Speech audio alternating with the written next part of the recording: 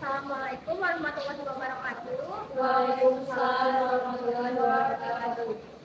Terima kasih kepada teman-teman yang telah hadir di sini dan juga terima kasih kepada dosen pengampu Public Speaking Bapak Dedi Jamaluddin Malik. Salam sejahtera untuk kita semua. Pertama, marilah kita panjatkan puji dan syukur kehadiran Allah Subhanahu wa taala yang telah melimpahkan nikmat, inayah dan rahmatnya sehingga kita dapat berkumpul di sini. Tidak lupa kita curahkan juga salawat serta salam kepada baginda Nabi Muhammad SAW. Hadirin yang saya hormati, di sini saya akan mengangkat tema pidato bagaimana mengatasi kesehatan mental di kalangan mahasiswa. Teori ini saya angkat karena melihat bahwa kesehatan mental merupakan salah satu hal yang paling penting dan sering diabaikan oleh banyak mahasiswa. Padahal kesehatan mental sangat berpengaruh kepada prestasi, kualitas hidup, dan kesejahteraan kita sebagai mahasiswa. Menurut WHO, kesehatan mental adalah keadaan kesejahteraan di mana seseorang dapat mengembangkan potensi mengatasi stres, bekerja produktif, dan berkontribusi pada lingkungan. Kesehatan mental tidak hanya berarti tidak adanya penggunaan masalah mental juga dapat meningkatkan risiko bunuh diri yang merupakan salah satu penyebab kematian utama di kalangan mahasiswa. Di tahun 2023 sudah banyak sekali kasus bunuh diri. Contohnya pernah ada mahasiswa UGM yang bunuh diri lompat dari lantai 11 hotel di Sleman. Usut punya usut, ternyata penyebab kematian beliau adalah mempunyai masalah psikologi.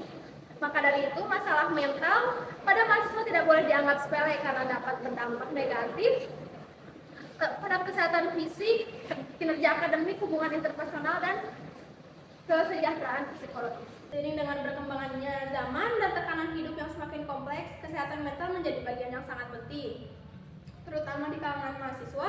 Saya sendiri yang merupakan karyawan sekaligus mahasiswa sangat merasakan tekanan yang datang dari pekerjaan maupun perkuliahan yang sangat cukup menguras kesehatan mental. Sebagai mahasiswa, saya terkadang sering dihadapkan pada berbagai tuntutan akademik, seperti tekanan tugas-tugas kuliah yang cukup rumit, sedangkan deadline yang diberikan oleh dosen hanya sebentar. Mungkin teman-teman juga pasti bisa merasakannya.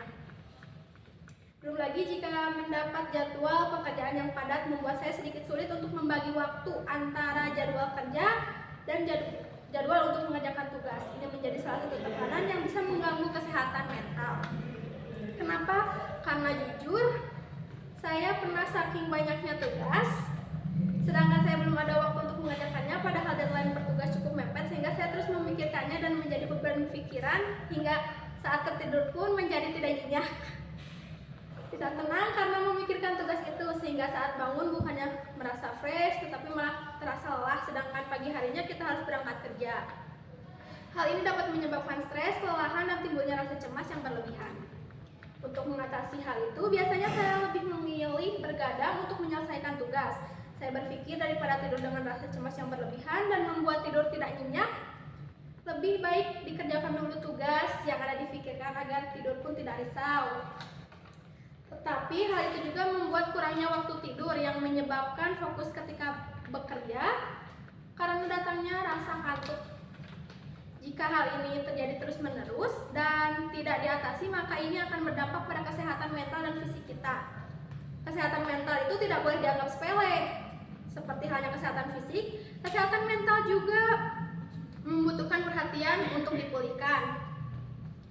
Kemudian penting bagi kita untuk memahami tanda-tanda gejala masalah kesehatan mental, baik itu stres berlebihan, kecemasan, atau depresi. Kita perlu mengenalinya agar dapat menanganinya tepat waktu.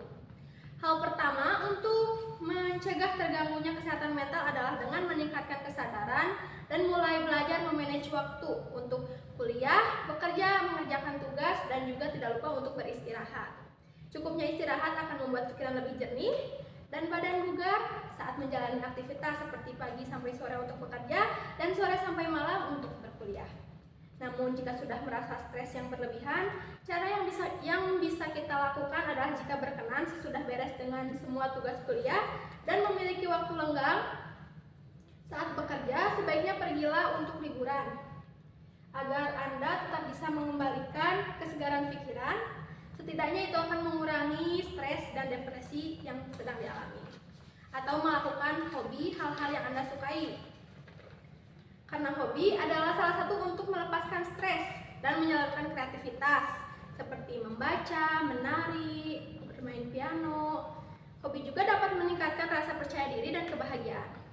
Jika kesehatan mental mulai terganggu seperti sudah memasuki fase di mana mengalami cemas dan berlebihan, cara kedua yang harus dilakukan adalah pergi ke psikiater untuk mendapatkan terapi psikologis. Merupakan langkah efektif untuk mengatasi masalah kesehatan mental.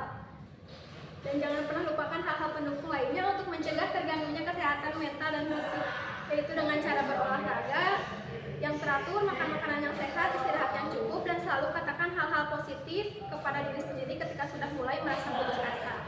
Kita juga sebaiknya mengakrabkan diri dengan teman kampus agar saling berdiskusi ketika menghadapi tugas yang sulit, karena dengan berdiskusi kita bisa bertukar pikiran dan berpendapat sehingga kita tidak merasa kebingungan saat mengerjakan tugas-tugas yang telah diberikan dosen.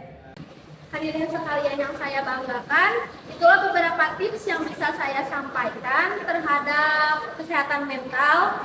Bagaimana mengatasi kesehatan di kalangan mahasiswa, saya berharap kita semua dapat menerapkannya tips tersebut dan menjaga kesehatan mental kita dengan baik. Sekian pidato dari saya, mohon maaf bila ada salah kata. Semoga pidato saya bermanfaat. Wassalamualaikum warahmatullahi wabarakatuh.